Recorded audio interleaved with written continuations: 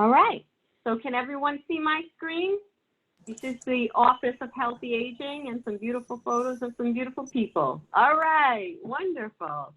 So I am happy to take questions as we go and keep this very conversational, or we can hold questions to the end. It is completely up to you. But you have a burning question and you just want me to pause so we can address it. I'm happy to do that. It is wonderful to be here with all of you, and thank you so much, Kathy, for the invitation to join you today. It's really a privilege and an honor. This is a rather lengthy presentation, but it'll be available to you to read at your leisure, and we always encourage you, following up, getting in contact, ask a question, or just reach out to me as you desire. So we're going to go through it a little quickly, but just know that we're always available to chat further. And in fact, I hope this is the beginning of a beautiful conversation. All right, so as we move on, the first thing I wanted to start with is just, we get this question a lot, particularly as we've gone from, being the Department of Elderly Affairs to the Division of Elderly Affairs, and now to the Office of Healthy Aging. We get the question of, what is your mission? Like, what are you about? Do you continue to, care about the same things and the same people, or has it significantly changed as you've become the Office of Healthy Aging? And the short answer is no, our mission hasn't changed, and we're building on a really strong legacy of work and service to the state of Rhode Island and our people. And to put it really simply, what our mission is, really in a bite-sized nugget, is empowering Rhode Islanders to age strong. That's what our work is all about, and that is a very personal definition, if you will, right? Because whatever you personally need or is right for your life in order to age well and age strong, that's what we want to make sure that we have a program or an opportunity presented to support you in doing, right? So that's our kind of general mission.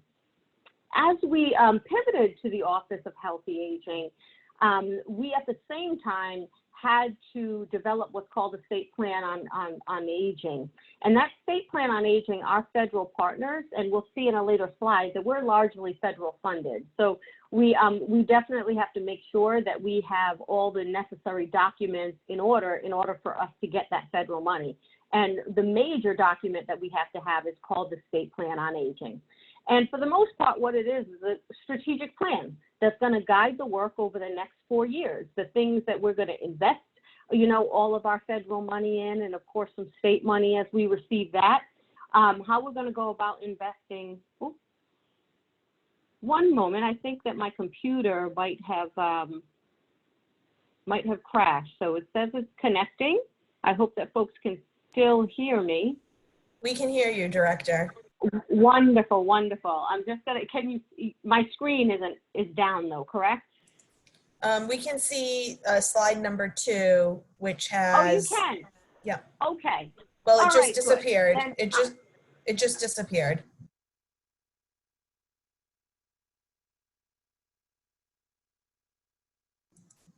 We can no longer hear you. We can see the screen. Sharing. But you're muted. All right, can you hear me now? Yes. Yes. Wonderful. All right, I'm going to apologize, unfortunately, that my computer sometimes just decides to crash on me. It's been an ongoing challenge, so hopefully it's not going to do it again today, but just bear with me. All right, so again, we had to develop that strategic plan, otherwise known as a state plan on aging for our federal partners' purposes. And the short kind of Cliff Notes version of our strategic plan is available on our website, even the long state plan on aging, but it's like 50 pages. So the shorter version is online. You see here at oha.ri.gov. And what you'll find in that strategic plan basically is it clarifies, again, what our mission is, and I put that up at the top, empowering Rhode Islanders to age strong. It clarifies who and how we serve and the things that are really important to us, and then puts forward a blueprint for how we're going to go about achieving our mission. right? So one of our big goals from an advocacy standpoint is to disrupt aging, right? The narrative that we have or have had historically that somehow it's really cool to grow up, right? And then at some point, some magical point, you start to age and that's no longer cool, right? And that's where we stop our investments, or we start to talk at people instead of with people. We don't think about our economy in Rhode Island, just as it is nationally, but in Rhode Island really being driven by older adults and adults living with disabilities. We don't readily think about it that way. We don't talk about it that way. And at the Office of Healthy Aging, we want to change that, right?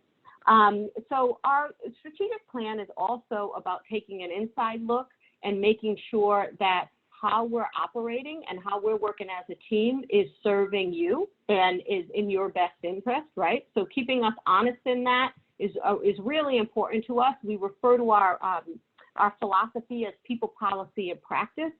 And what that really means is that people are always at the center of it, right? In your lived experience, what your daily life looks like, our policies, our practices should be driven by that lived experience and driven by your needs. And that's what people policy practice is all about. It's this circular, really approach, if you will, to talking with people, developing policy, then put it into practice, then talking to people again and saying, did we get it right? Do we need to modify? What do we need to do? And it's just an ongoing conversation that we want to have. So that's that person first philosophy mentioned here. You'll also notice that our strategic plan is organized by 5 pillars. These are the 5 core tenets of what's really important to us as an agency based on what we heard from folks in the community like yourself, right? We did over 40, as you see here, listening sessions. We did actually a lot more than that, and we continue. I know I do personally, but my whole team does, including my colleague joining me today, Megan Conley, talking to people every single day and making sure that our work is informed by what we're hearing. So these were really the 5 pillars that came forward. Folks wanted to make sure that they knew all their options, that they had choice, right? And that they were ultimately the authors of their own life and the options that were in front of them. Wanted meaningful opportunities to connect to other people as well as to broader opportunity.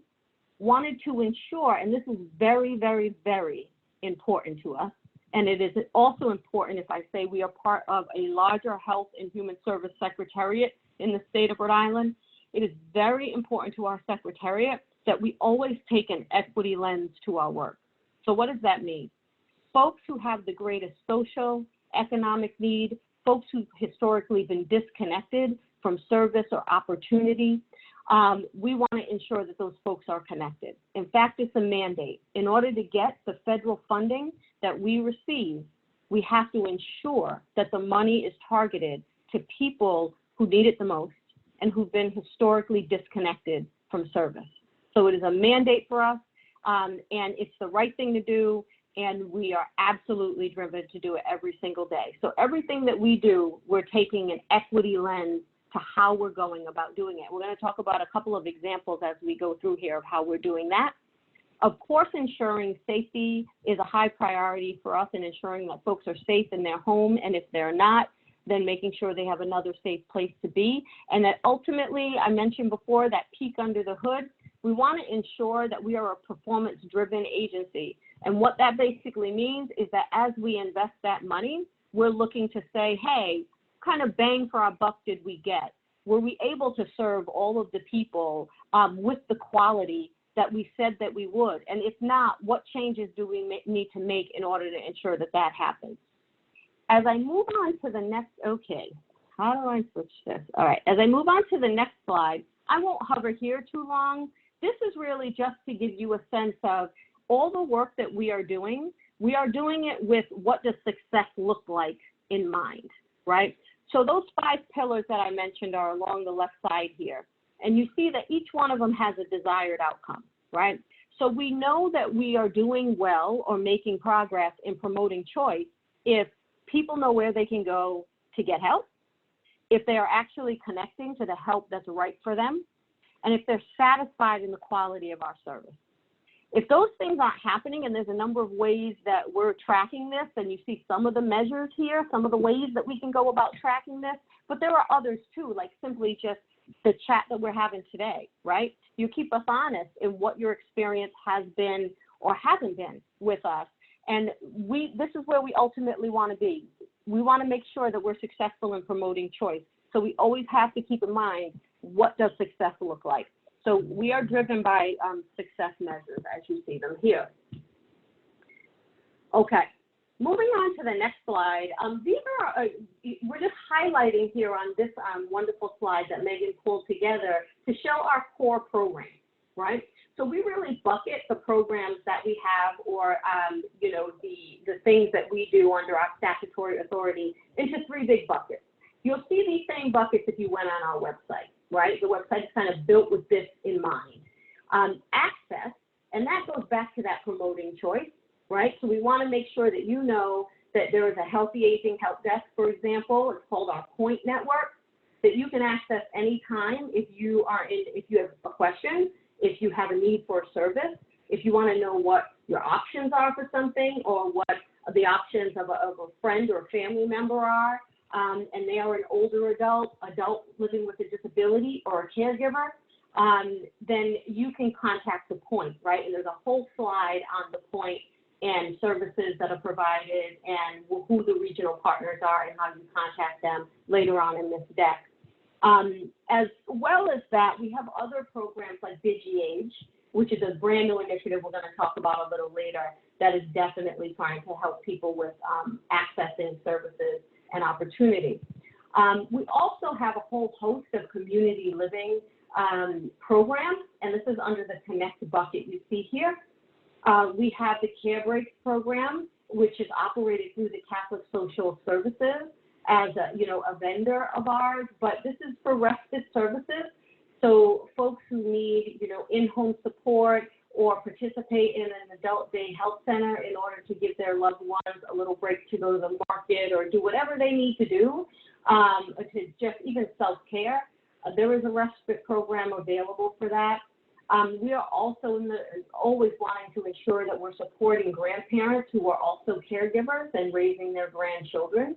So we have several partnerships that serve this particular end, one of which is with the Greater Providence YMCA, another with the Pawtucket YMCA. Of course, Meals on Wheels is also a key partner of ours. A lot of the money actually during this COVID response was allocated to food and nutrition programs, and Meals on Wheels is one of our major partners doing home delivered meals, chilled meals, as well as frozen meals, which we'll talk about.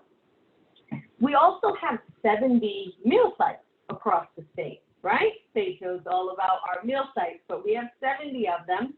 They traditionally are community meal sites, right? So the whole goal is not just, to provide a meal, but also the social component.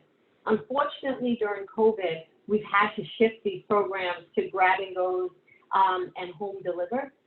We still, of course, have that vital component of wellness check and socialization built in, but it's looking a lot different during COVID. But we still are continuing to operate them, and that's the main point there.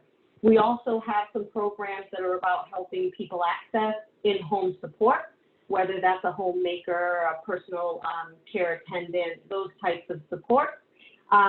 We also, with many, many partners, are working on enhancing the state's dementia support and making sure that we are a dementia-friendly state. And then, of course, we're partnering with so many senior centers and community centers across the state to ensure that there is robust programming, whether that's in person or it's virtual. And we'll also reference that a little bit later on. Protect is a very big bucket of work for us, and you see some of the programs here. The one you're probably most familiar with is our Protective Services Division, right? So we have the statutory authority to investigate reports of elder abuse. All Rhode Islanders are mandatory reporters. So the message that we send here, and we've really had to knuckle down and get creative about how we get this message out during COVID, and that we make sure that we continue to have eyes on people and the ability to keep them safe. when folks are not out and about in the community in the way that they had been. This has been an area of real focus for us, but we just want to make sure that everyone on this line knows and can share beyond this line with all of your family and friends that everyone in Rhode Island is a mandatory reporter. Any report of suspected abuse should be reported to our office at the number that you see here. In addition to that, we have some other programs that are listed here, and we have detail on our website about all of these programs, so I won't go into detail about those. This, again, I won't hover here for too long, but just wanted to show you a quick visual of our operating budget. So the money that we take in a given year and where that money goes, right? I mentioned that's really important to us to put people first and to live from a performance-driven perspective. So transparency is key. We want to make sure you know where your money is being spent and you have the opportunity to provide feedback on that. So what you see here, and this is what I was mentioning earlier, is that we are largely federally funded. We don't receive a lot of state funding, but the state funding that we do receive, we put to really good use. And the majority of that, as you see in the right-hand kind of pie at the top, it largely goes back out into programming. That's that 5.6 million that you see there, 73% of all state funds go out to the community.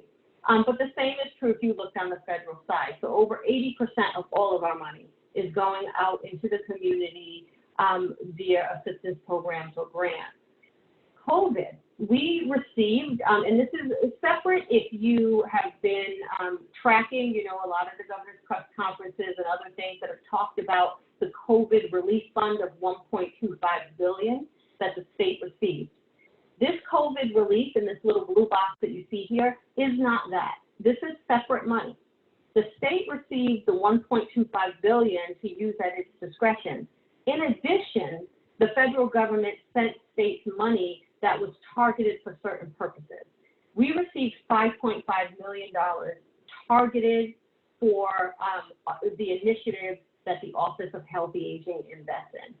So largely it's for food and nutrition programs. I think 3.6 million of it is going out, has gone out, and continues to go out for a food and nutrition program. And this is how we were able to do some of the things that we're going to talk about.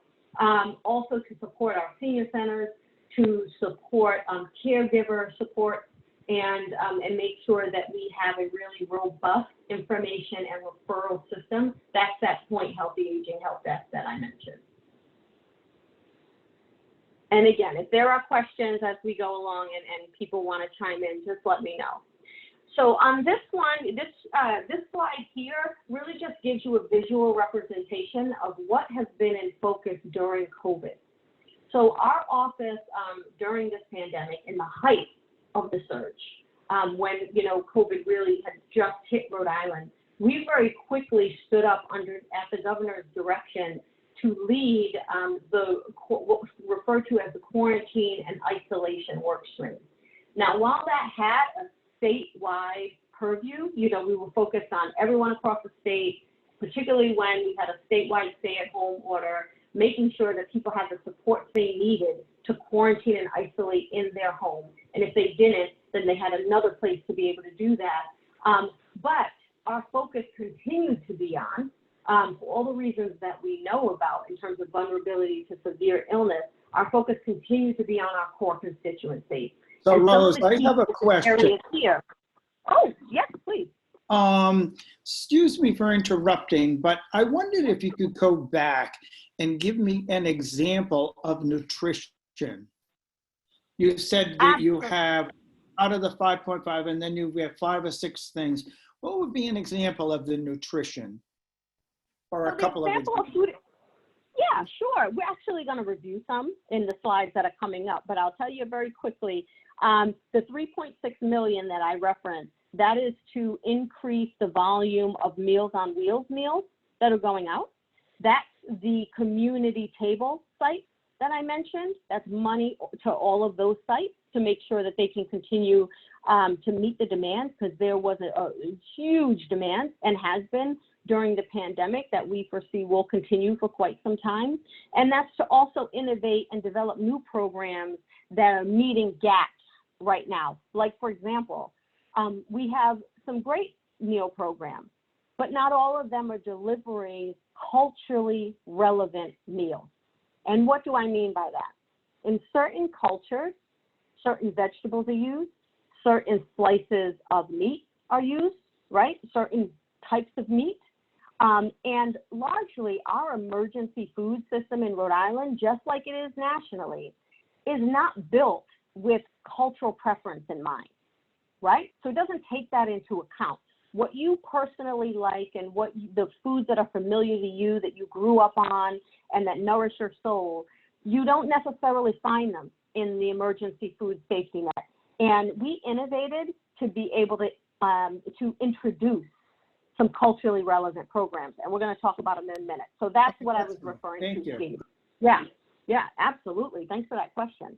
All right, so these are the key focus areas during the pandemic, and this perforated red box, these are the 3 areas that I want to highlight today. I want to talk a little bit about the food and supply delivery, Steve, so just building on what I just mentioned, talk a little bit about how we are helping families or individuals, right, who unfortunately can't access federal relief programs right now. So we had to raise some money to be able to help them in a different way. I want to talk about that.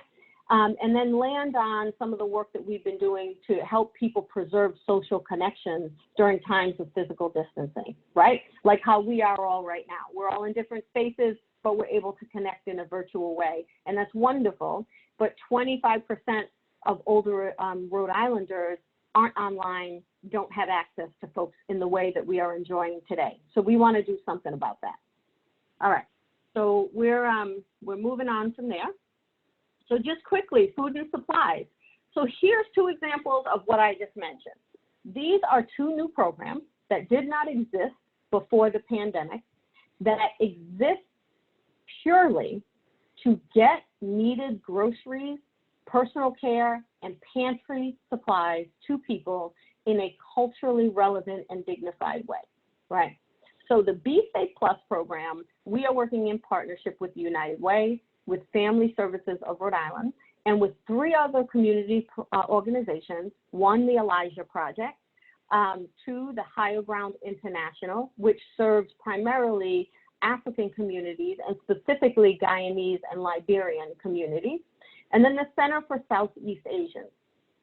And what we are doing through this program, again, is making sure that folks have access to free when they need it. And you contact the point, and that's how you get access to this program.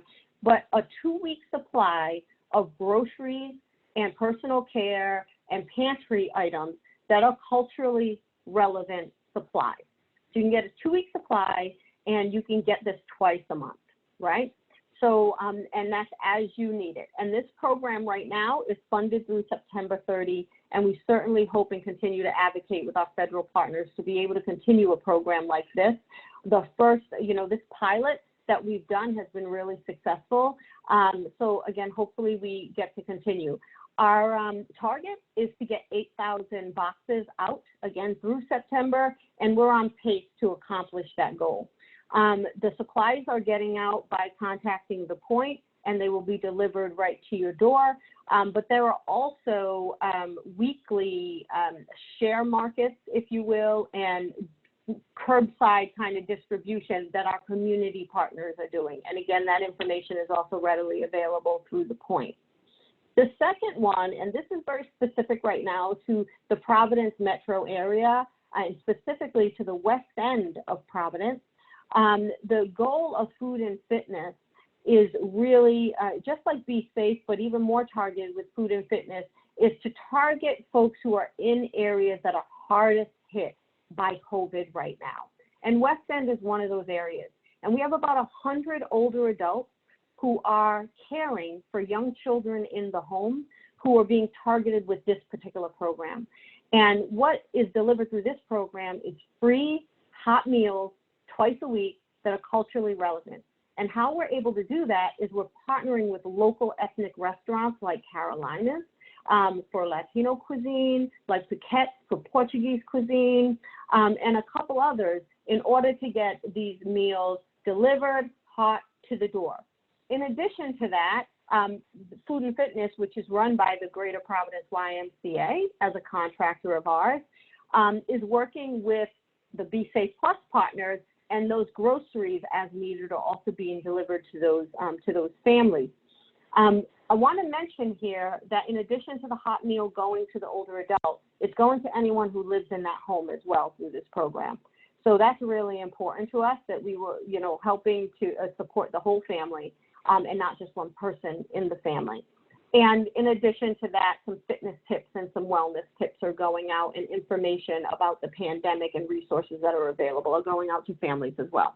So these are two examples of programs that have been able to be funded or expanded by that CARES money that we received, Steve. So this is a good example of that. All right, so some impact highlights for food and supplies, which really I think hits on Steve's question. So in the height of the pandemic, over 27,000 meals were being delivered daily. Isn't that crazy? I'm gonna say that again. 27,000 meals were being delivered statewide. And that is because there is a whole host of amazing partners and volunteers across this state who were making sure that when folks couldn't get to a meal site or they couldn't get to the market because we had a huge strain placed on markets and delivery programs that they offer and curbside programs, they were all but suspended at the height of the pandemic. I'm talking about like Stop and Shop Peapod service and that sort of thing. They were all but suspended. So we had to really rally the ground troops to continue to get meals and grocery supplies out to folks. So the 70+ meal sites I already mentioned, the Be Safe Plus and grocery supply boxes, I actually realized once I pulled this together that I didn't update this number, but at this point there's over 3,000 boxes that have gone out of that 8,000 total. And Director, it may be even higher. Megan, you'll keep me honest. Is it higher? It's close to 5,000, I believe. It's around like 4,800. Wonderful. So again, big kudos and benefit to the team making that happen. But okay, almost 5,000 boxes out of 8,000. So that's incredible. And I will make sure I update this. We also have tripled the volume, as I mentioned, of Meals on Wheels, meals that are going out. So that continues through today. It will at least continue through September 30. And again, really hoping that our federal partners will come through with additional funding so we can continue these great programs at their kind of heightened volume. I already mentioned the Food and Fitness, that's the 92, or it's actually a little higher than that now, seniors who are benefiting from that program. So another thing I just wanted to make sure that folks on the line are aware of, so that whether it's you or if it's someone that you know who could benefit potentially from the We Are One Rhode Island Fund, I want to make sure that you're aware that it exists. We fundraise, because there are no public dollars available for this, we fundraised about $3.2 million in order to support individuals who, with cash, right, who are unable to benefit from any federal relief program due to their immigration status. So we often refer to these households as undocumented households, right? So we wanted to make sure that where the federal government, in our belief, is getting it wrong, that Rhode Island, like California, like Connecticut, like New York, that have taken steps, that we get it right. And we make sure that there's some money, there's some support available to people right now. So we raised $3.2 million. We have a goal to serve 7,000 households, which is roughly half of what we estimate. We were estimated as about 14,000 undocumented households in Rhode Island. And we want to get $400 no-fee debit cards out to these families. So we've had to partner, of course, in order to get this right and get this money out. We've partnered with a host of different community organizations. There's about 17 organizations involved at this time. Our lead partner is Dorcas International. And I'm just going to flip the slide here so I can talk about these things. But Dorcas International, which is administering the fund for us, there are over 3,000 cards that have already gone out. So what that also means is that we have significant capacity. We want to get this money out. We want to serve people. If you're a Rhode Islander and you're ineligible for other programs like unemployment and SNAP and all the other great public assistance programs that are out there. If you're ineligible, then you're eligible for this, right? So I mentioned 17 organizations are involved. To apply for it, is simply go to the Dorcas website listed here, or to one of our community partners, some of which are listed here, or to donate to the fund, because we're continuing to solicit donations because, you know, as long as there's a need, we want to fill it. You see that there is a Text to Give campaign that we've set up. Just wanted to make sure that you are aware about that program. And I mentioned at the top that it's really important to us that we are helping folks to preserve social connection during time of physical distancing. DigiAge is one of the initiatives that we have to do that, right? We have Project Hello, which folks on the line may have heard about. It's our TeleBuddy program. And what Project Hello does is basically, if there is an older adult out in the community who is, you know, homebound and really would love to have someone to talk to, you know, once a week, twice a week, we have a whole host, in fact, over 600 vetted volunteers who have signed up to make calls, and so that we can establish some friendships and make sure that folks don't feel isolated, or to the extent possible, we're supporting them and not dealing with the harmful effects of being isolated. So DigiAge is really an outgrowth of that TeleBuddy program. And what we want to do at DigiAge is we want to make sure that as many people as possible, as many of our constituents as possible, have access to the technology that all of y'all have right now, right? And we want to make sure that they not only have access to the tablet, to the laptop, or to the smart device, the phone that you might be on right now, but that they understand how to use it, because not everyone understands how to use the technology. So it doesn't benefit to have the device if you don't have that. And then we want to make sure, too, that not only do you have the device, not only do you have the training and the fluency to use it, but that there's good online content that is tailored to what you care about. So one of the things, and my next slide gets to this, but one of the things we've worked really closely with our partners on is standing up a virtual senior center. So we're going to talk about that in a second. And then the last bucket of this effort is about working with all of our community partners and with the tech industry and many different corporate partners to increase internet access for folks, right? So this is actual broadband and how to folks actually get online to be able to benefit from the technology.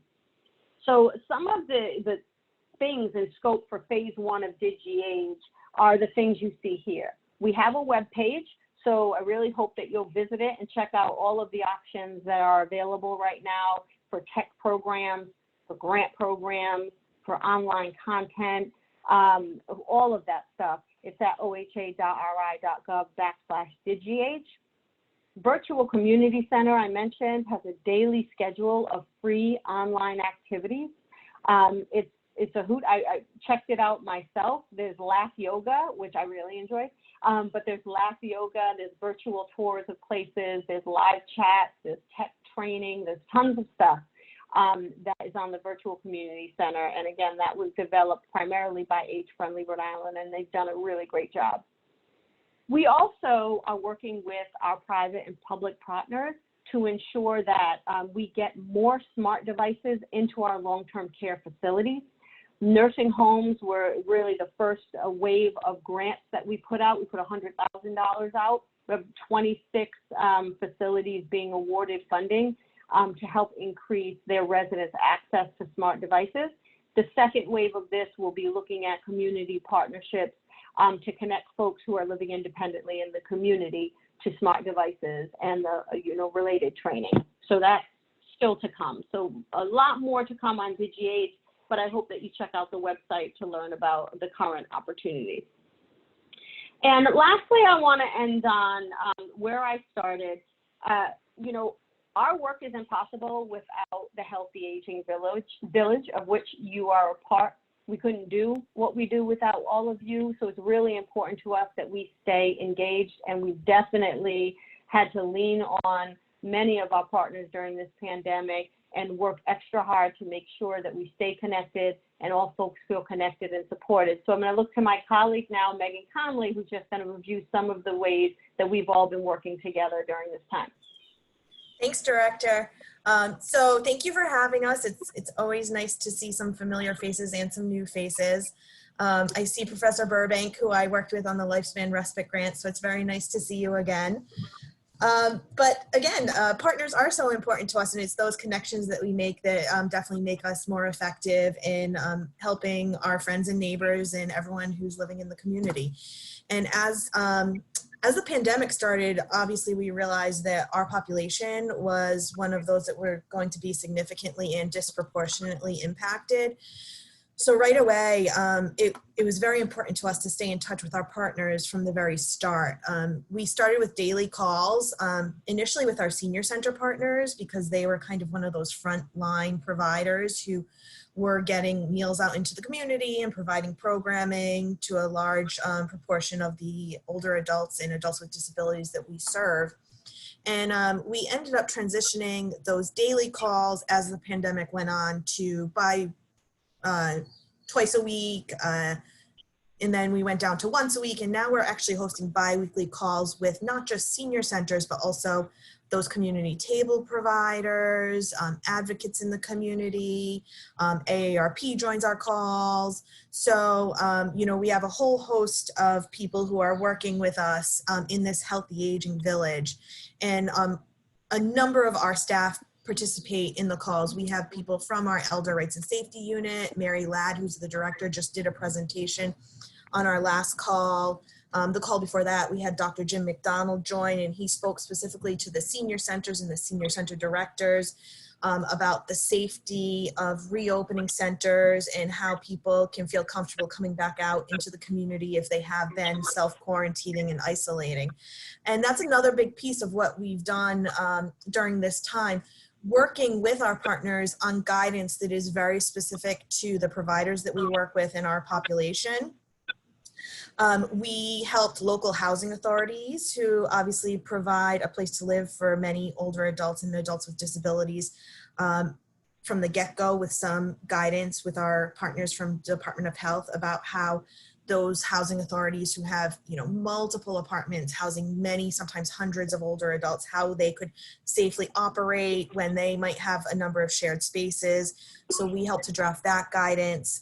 We drafted some pretty significant guidance for community providers, so senior centers, meal sites, and how they can safely reopen and offer programs while maybe thinking about how to offer them differently. So maybe going partially virtual, like the director talked about with the virtual community center, or, you know, tax preparation season was right in the thick of this, and a number of our partners provide tax preparation services, often free of charge, and we had to pivot and help them figure out how they could do that. And we're actually right now working with them on guidance for Medicare open enrollment, because that's coming fast and furious. Open enrollment is October 15th through December 7th. And we don't know where the pandemic will stand or what things will look like in, you know, frankly, a couple of weeks from now, but, you know, a couple of months from now. So we're putting in place guidelines for our partner providers to be able to deliver safe, effective, and accessible services so that people can look at their Medicare plans and make the right choices going forward. So we're setting up virtual counseling options and making sure that people have that type of access. And if an in-person counseling session is needed, how do we do that? And it's so important to us that our partners are involved in developing these plans, because they're the ones who ultimately are on the front lines and in the community delivering the services. And lastly, what I'll touch on, and I think then we can get to some questions, is under our little protect area, you know, we have definitely been very vocal with our sister agencies, whether it's Department of Health or the Rhode Island Department of Emergency Management, to make sure that our community providers, so senior centers, adult day health centers, even some of the long-term care, like nursing homes and assisted livings, making sure that they have the proper access to personal protective equipment so that they can get out in the community and make sure they're serving the constituency that needs help. So the Administration for Community Living, which is one of our federal partners, we've been able to bring in tens of thousands of masks into Rhode Island. OHA actually was the connecting partner on that. And then we've actually been able to facilitate an ordering platform, which has recently been opened up to our senior centers and our meal sites. And our HES partners, those health equity zone partners, are key to helping us make sure that we're getting masks, hand sanitizer, and other PPE out into the community. So it's really been just a real team effort, and that's why I'm so happy to be here today. Thank you, Kathy, again. And, you know, I'm going to post my email in the group chat, and I'll put my cell phone number because I'm always available, and I'd love for everyone to reach out to me if you have questions or concerns. Thank you, Megan. And this is just our final slide. I promised that I would put up the regional partners for our Point Healthy Aging Help Desk. Our central partner is United Way, co-located with 211. You see the numbers and the ways you can connect with the Point here. But these are all of our regional partners across the state. So no matter where you are in the state, there is someone near you who can assist with any question or any need that you might have. This is our information and referral service. So I'll pause there and see if there are any other questions.